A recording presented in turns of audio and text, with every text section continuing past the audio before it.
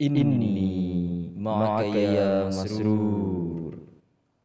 Bismillahirrahmanirrahim. Assalamualaikum warahmatullahi wabarakatuh. Pemirsa MTA dimanapun Anda berada, senang sekali saya Irfan Hafizur Rahman dapat kembali menjumpai pemirsa dalam program Seruan Khalifah. Itu program yang akan mengupas kembali khutbah dan juga pidato yang disampaikan oleh Hadrat Khalifatul Masih Al-Khamis, Ayyadullah Ta'ala bin Nasril Aziz. Pada episode kali ini, khutbah yang akan kita bahas adalah khutbah yang beliau sampaikan pada tanggal 26 Maret 2021 di Masjid Mubarak, Tilford, UK. Bersama saya telah hadir seorang narasumber yang tentu tidak asing lagi, yaitu Bapak Maulana Rahmat Hidayat Syahid. Mari kita sapa beliau terlebih dahulu. Assalamualaikum Pak. Waalaikumsalam. Bagaimana sehat Pak? Alhamdulillah sehat. Ya, alhamdulillah. Baik Pak, kita akan langsung saja ke materi yang akan kita bahas pada hari ini, yaitu khutbah huzur pada tanggal 26 Maret 2021. Di mana di sini topik yang akan menjadi bahasan beliau adalah peringatan Al-Masih yang dijanjikan. Nah, seperti kita ketahui bahwa tanggal 23 Maret itu merupakan hari yang diperingati kita selaku Jemaat Ahmadiyah sebagai Hari Masih Maud. Mungkin Bapak bisa jelaskan terlebih dahulu apa latar belakangnya, kenapa hari itu diperingati Hari Masih Maud, dan apa urgensi kita untuk memperingati hari tersebut? Ya, jazakumullah. Bismillahirrahmanirrahim. Jadi sebagaimana tadi sudah disampaikan oleh Pak Irfan bahwa kita jemaat ya setiap tahun pada tanggal 23 Maret itu selalu memperingati satu peringatan yang akbar ya untuk kita, bahkan jemaat di seluruh dunia, yaitu memperingati Hari Masih Maud. Kita mengadakan biasanya diperingati dengan cukup semarak ya, mengadakan jasa-jasa Yaumul Masih Maud itu dengan para penceramah dan sebagainya. Nah ini tentu peringatan di dalam jemaat ini selalu ada latar belakangnya ya, dan tentu kita pun tahu bahwa latar belakangnya itu bukan berdasarkan kepada kelahiran seseorang atau kewafatan seseorang ya, tapi ada latar belakang kerohanian di belakang itu. Ada nilai-nilai religius yang sangat tinggi di sana. Sini berkenaan dengan tanggal 23 Maret juga, Huzur Al-Khamis Ayyadullah Ta'ala bin Nasril Aziz ini begitu membuka khutbah beliau yang disampaikan pada tanggal 26 Maret ini, beliau pun di sana sudah sampaikan bahwa kenapa diperingati gitu ya. Kenapa ya, mungkin setiap orang punya pendapat pribadi ya, tetapi tentunya yang harus kita utamakan adalah pendapat dari Hadrat Khalifah. Nah, di sini Huzur bersabda bahwa karena pada tanggal tersebut yaitu diletakkannya pondasi jemaat untuk pertama kalinya. Jadi pondasi jemaat ini diletakkan pada tanggal 23 Maret ini, dan juga pada tanggal itu juga Hadrat Masih Maud SAW untuk pertama kalinya mengambil baiat dari jamaah beliau, dari para pengikut beliau, dari murid-murid beliau. Nah ini kita tahu peristiwa ini terjadi di Ludhiana ya. Nah, jadi karena atas dasar itulah pada setiap tanggal 23 Maret ini kita peringati sebagai Hari Masih Maud ya. Nah ini alasannya adalah karena pada tanggal itu tadi dua hal tadi. Dengan adanya peristiwa baiat itu, pondasi jemaat itu secara resmi telah ditanamkan, ditegakkan. Kemudian pada saat itu murid-murid beliau pun baiat di tangan beliau. Jadi bukan hari kelahiran beliau ya, ini yang perlu diklarifikasi karena ada sebagian anggota yang masih menganggap bahwa Hari Masih Maud adalah hari kita memperingati kelahiran dari Hadrat Mirza Ghulam Ahmad. Jadi itu bukan ya? Bukan sama sekali. Sama sekali. Karena ya kita dalam hal agama ya tidak ada hubungannya dengan masalah kelahiran seorang atau kewafatan seseorang ya. Tapi peristiwa apa yang menyertainya gitu, yang ada dalam tanggal tersebut. Ya. Lalu apa sih urgensi kita untuk memperingati hari tersebut, Pak? Memang ada tujuannya ya, tujuan kenapa kita diharuskan untuk mengingat kembali peristiwa yang sangat bersejarah tersebut. Nah di sini Huzur pun sudah sampaikan kepada kita sekalian bahwa karena pada tanggal tersebut, nah ini hendaknya yang kenapa kita harus ingat setiap tahun itu bahwa dengan memperingati Hari Masih Maud ini supaya kita ingat akan tujuan dari kedatangan Hadrat Masih Maud SAW, yang mana tujuan ini tentu sesuai dengan nubuatan Al-Quran dan juga hadis-hadis Hadrat Rasulullah SAW. Nah ini jadi tujuannya pun bukan untuk mengingat orangnya gitu, tetapi kenapa beliau datang, kenapa beliau dibangkitkan. Jadi tujuannya kenapa beliau oleh Allah Ta'ala ini dibangkitkan di akhir zaman ini. Nah ini yang yang harus kita bahas di dalam peringatan-peringatan Hari Masih Maud ini. Makanya acara-acaranya itu dibuat seperti ceramah-ceramah bagaimana menyampaikan perihal tujuan dan juga maksud kedatangan beliau. Bukan acara-acara yang sifatnya ya seperti kita digair atau ya di non Ahmadi peringatan seremonial lah ya belaka ya. Tapi ada peringatan-peringatan yang memang ada hikmah gitu ya menyampaikan maksud dan juga tujuan daripada kedatangan Masih Maud alaihi salam. Betul. Dan kita bagi setiap Ahmadi pun dengan adanya peringatan-peringatan hari-hari peringatan seperti ini, ya itu akan menjadi satu alarm ya untuk kita bahwa sejauh mana kita memenuhi tuntutan-tuntutan yang harus kita penuhi ini. Iya. Berkenaan dengan kita sudah banyak kepada Hadrat Masih Maud SAW. Kan di sini Huzur pun sampaikan bahwa tadi pertama adalah tentang tujuan daripada kedatangan beliau, yaitu sesuai dengan nubuatan Al-Quran dan hadis-hadis Rasulullah SAW itu adalah apa? Untuk memperbaharui agama. Yang pertama itu untuk memperbaharui agama, dan yang kedua adalah untuk menyebarkan Islam ke seluruh dunia. Nah, ini kenapa untuk memperbaharui agama? Ya karena agama ya sudah banyak kekotorannya, sudah banyak dalam beberapa hal ya agamanya benar, tapi dalam prakteknya banyak yang salah, yang keliru dan sebagainya. Kemudian untuk menyebarkan Islam kembali ke seluruh dunia. Nah ini menyebarkan Islam ke seluruh dunia, kita tahu Hadrat Masih Maud SAW di tempat yang lain menyampaikan bahwa turunnya petunjuk itu terbagi kepada dua masa. Yang pertama adalah sempurnanya petunjuk itu dengan kedatangan Rasulullah SAW. Karena kedatangan para nabi itu 124.000 nabi yang diutus oleh Allah Ta'ala itu tujuannya satu, membawa petunjuk dari Allah Ta'ala kepada umat manusia. Tetapi semuanya belum sempurna. Nah, sempurnanya petunjuk dari Allah Ta'ala itu dengan kedatangan Rasulullah SAW. Ya, takmile hidayat istilahnya itu. Kemudian, tetapi petunjuk yang sempurna ini di masa Rasulullah SAW itu belum tersebar secara merata, belum tersebar secara sempurna. Nah, kapan akan terjadi? Yaitu pada masa akhir zaman ini, di masa Hadrat Masih Maud SAW ini. Ya, sehingga salah satu tujuan daripada Hadrat Masih Maud SAW itu adalah apa? Menyebarkan Islam ke seluruh pelosok dunia. Sehingga, dan melalui jamaah beliau itu, jamaah Ahmadiyah ini, kita tahu mubalik-mubalik kita dikirimkan ke seluruh pelosok dunia, ke kota, ke hutan, ke padang pasir, padang rumput semuanya. Bahkan sudah mencapai hampir seluruh pelosok dunia ya. Bahkan pulau-pulau yang terpencil pun, misalkan seperti ada kawan kita juga dulu ya, yang sekarang pun masih bertugas di Tuvalu Island misalkan. Nah, ini yang satu pulau, satu negara kecil di tengah laut gitu ya. Ke sana pun tabligh Islam ini sudah sampai. Karena ya inilah salah satu tujuan daripada dibangkitkannya Hadrat Masih Maud SAW itu adalah apa? Untuk menyebarkan Islam itu ke seluruh dunia. Masalah orang mau menerima atau tidak itu nomor dua. Tapi tujuan utama kewajiban kita itu adalah apa? Menyebarkan Islam ini. Nah ini, itu sedang kita lakukan. Nah menarik Pak, tentang tujuan daripada kedatangan Masih Maud SAW ini. Ada orang-orang yang menentang jemaat yang mengatakan bahwa apa perlunya lagi turun Masih Maud SAW ke dunia ini. Karena kan kita sudah memiliki Rasulullah SAW sebagai khataman nabiyyin. Agama Islam sudah sempurna, Al-Quran pun sudah sempurna. Lalu apalagi perlunya, pentingnya kedatangan dari Masih Maud SAW ini? Mungkin Bapak bisa jelaskan lebih detail. Tadi mungkin Bapak sudah singgung sedikit ya tujuan dari kedatangan beliau, tapi mungkin Bapak bisa jelaskan lagi untuk menangkal isu-isu yang tadi dilontarkan oleh orang-orang non-Ahmadi. Iya, kalau kita kembalikan kepada tujuan kedatangan beliau, ya kita tidak ada seorang Muslim pun yang menolak klaim bahwa Islam itu adalah agama yang sempurna, ajaran Islam itu ajaran yang sempurna. Tetapi dengan adanya kesempurnaan ajaran Islam ini, apakah orang-orangnya telah menjadi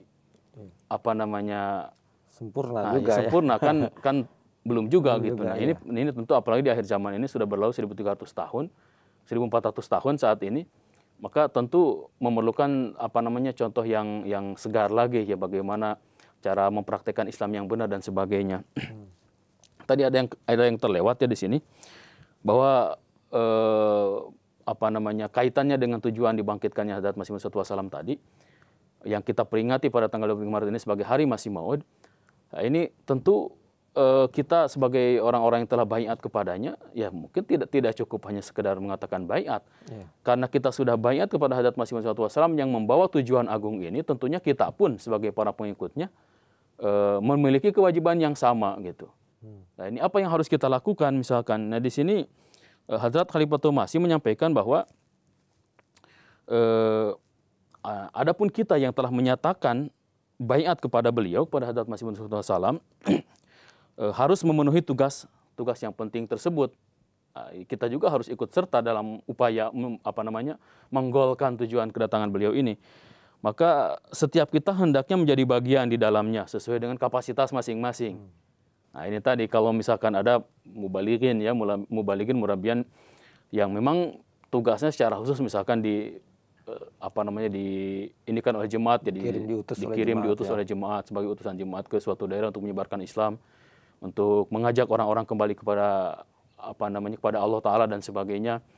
Nah, itu khusus. Tetapi tugas ini sifatnya bukan hanya untuk mereka saja, bahkan untuk setiap Ahmadi pun tugas ini melekat. Ya mungkin sesuai dengan kapasitas. Huzur di sini bersabda sesuai dengan kapasitasnya masing-masing. Ya kalau misalkan seorang pedagang atau misalkan seorang bisnismen, seorang aparat dan sebagainya, bagaimana cara mereka menyampaikan atau memenuhi tanggung jawabnya ini? Ya tentunya sesuai dengan situasi dan kondisi yang ada ya. Karena setiap Ahmadi itu adalah mubalig. Jadi bukan mubalig yang ada itu hanya secara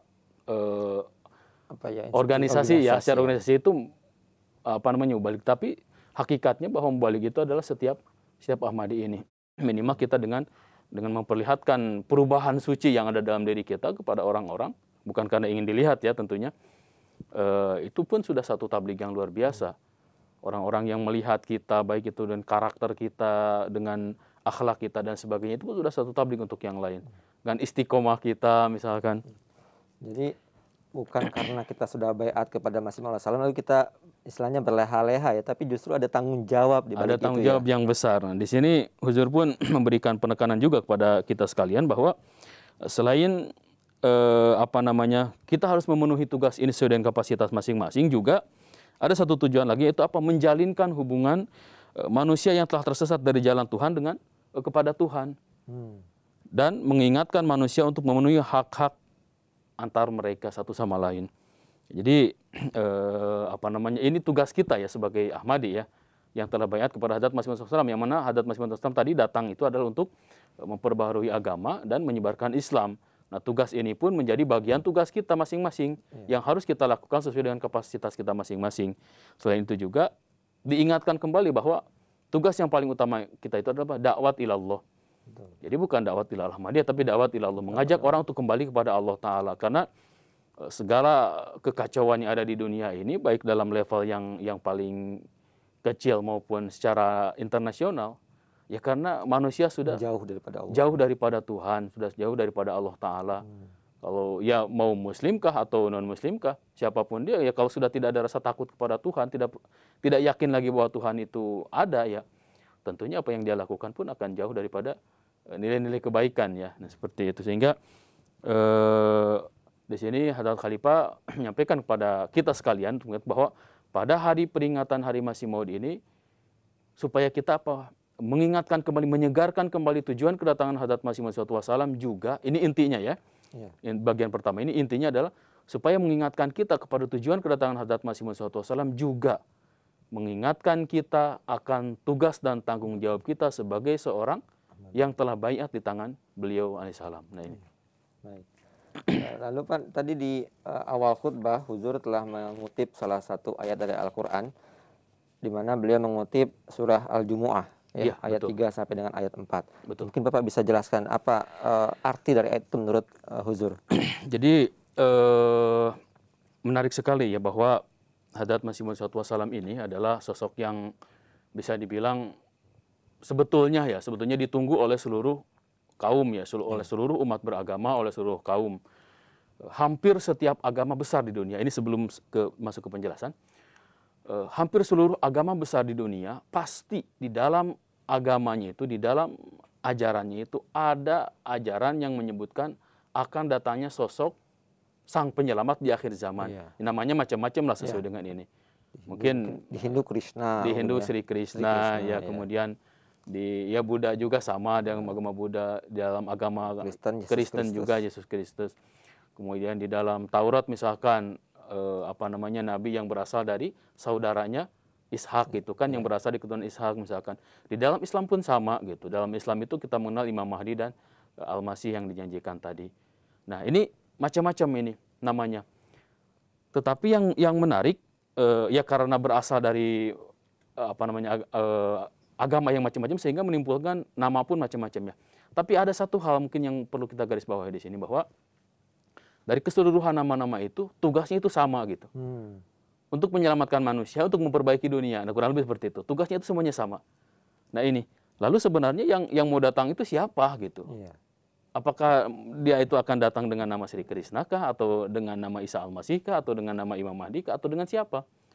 Nah, ini Hadrat Masih Maud mengingatkan kita dalam bukunya Pidato Lahore itu bahwa ya salah satu ada 3 hal yang bisa dijadikan tolak ukur apakah seseorang itu orang yang benar atau bukan. Jadi yang pertama adalah keadaan dunia. Keadaan dunia yang menuntut adanya seorang pembaharu. Mungkin kita lihatlah keadaan dunia ini memerlukan seorang yang datang untuk memperbaikinya, karena sampai sekarang tidak ada yang bisa memperbaikinya gitu. Yang kedua misalkan adanya nubuatan di nabi-nabi terdahulu. Ya kita lihatlah bahwa nubuatan ini hampir di setiap agama ada gitu. Bahkan di Indonesia dalam level nasional ada Ratu Adil dan sebagainya. Ya. Yang ketiga adalah adanya dukungan Allah Ta'ala. Tetapi karena macam-macam ini terus apakah itu juga ada dalam Al-Quran gitu. Nah, ini misalkan tadi yang saya perhatikan ya, bahwa kapanpun Hadrat Khalifatul Masih menjelaskan tentang kebenaran Hadrat Masih Maud SAW, tentang kebenaran kebangkitan beliau, selalu diawali dengan ayat tadi. Tadi ayat yang ditilawatkan tadi akan saya bacakan di sini ya, penjelasan yang disampaikan oleh Hadrat Khalifatul Masih. Dan sebetulnya inilah referensi paling otentik ya dari Al-Qur'an langsung yang menyebutkan tentang akan datangnya seseorang di akhir zaman itu. Nah, ini jadi Huzur di sini bersabda bahwa ayat-ayat yang telah saya tilawatkan tadi, yaitu dalam menjelaskan di mana di satu tempat Hadrat Masih Maud bersabda. Beliau Hadrat Masih Maud sendiri yang memberikan penjelasan, ini ada iktibas ya, kutipan dari beliau, bahwa maksud ayat ini adalah dialah Tuhan, yaitu Allah Ta'ala, yang telah mengutus seorang Rasul pada masa ketika orang-orang telah kosong dari ilmu dan hikmah. Artinya orang berada dalam masa kejahiliahannya. Ya kita tahu lah Rasulullah SAW kan dibangkitkan di tengah masyarakat jahiliyah. Sampai sekarang pun kita mengenalnya ya orang-orang jahiliyah gitu kan, yang ada di mana tempat di mana Rasulullah SAW dibangkitkan itu. Kemudian dan juga ilmu-ilmu hikmah serta keagamaan yang dengan perantaraan itu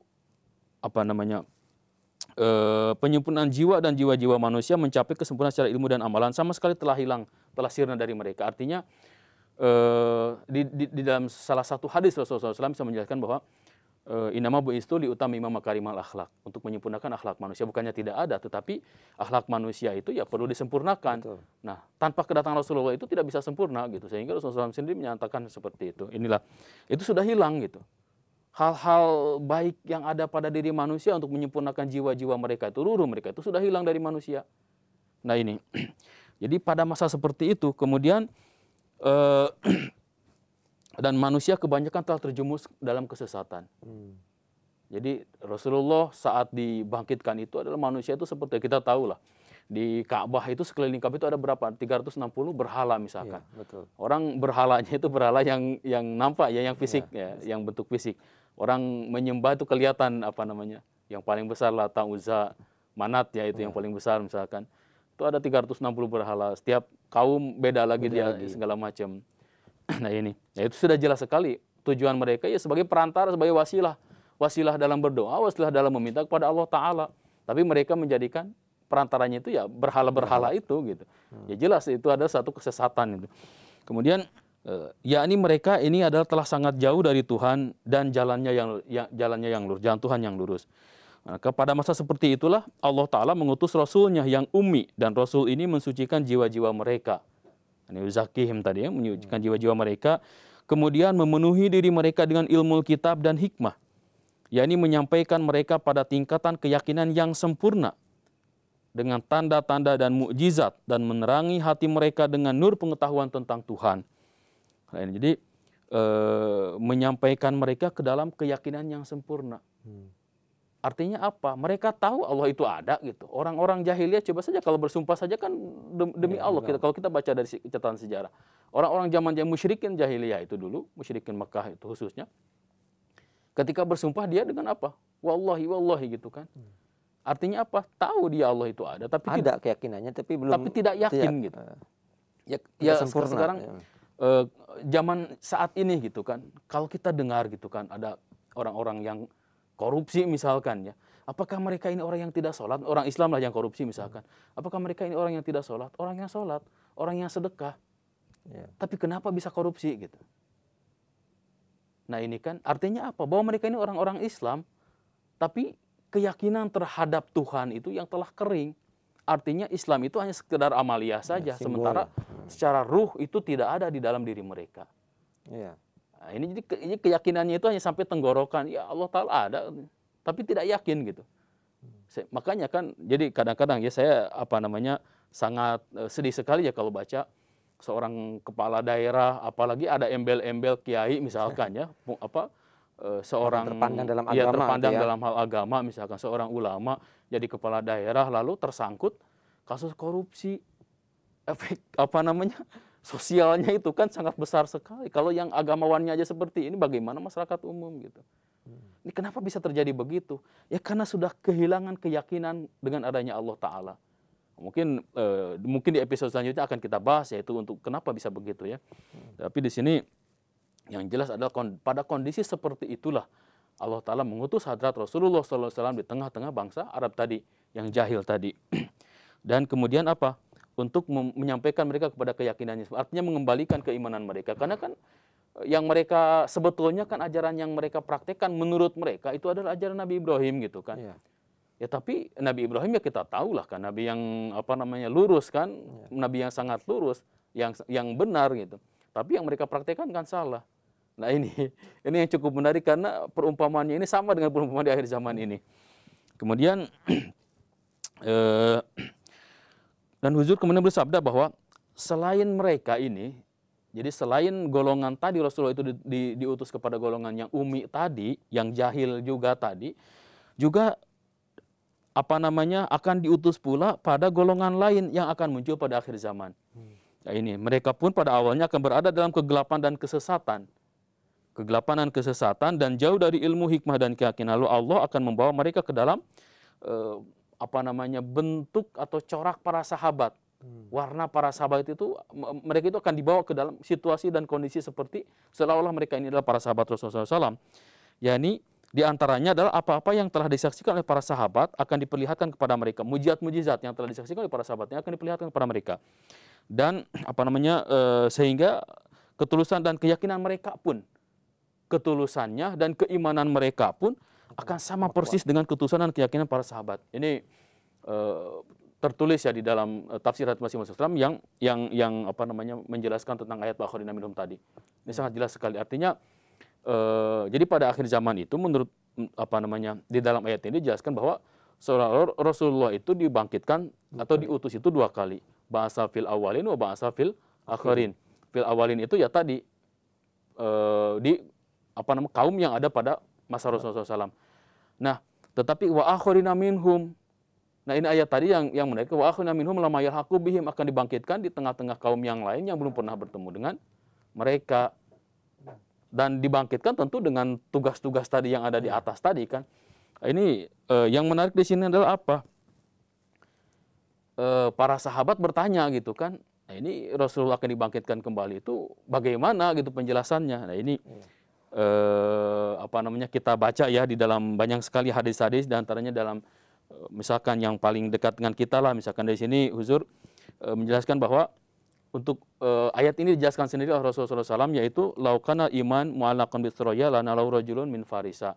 Di dalam Sahih Bukhari kitab tafsir, misalkan di bawah penjelasan ayat ini wa akhirina minhum ini, laukana imanu inda suraya lana lau rajulun min haula'i, yaitu dari bahwa ketika iman ini telah hilang kembali dari dada orang-orang Islam ini, maka seorang atau beberapa orang dari keturunan bangsa Persia ini akan membawanya kembali, mengembalikan kepada dada kaum muslimin tadi, sehingga mereka pun akan menjadi seperti tadi tujuan dari kebangkitan Hadrat Masih Maud SAW, yaitu menyampaikan manusia kepada Allah Ta'ala.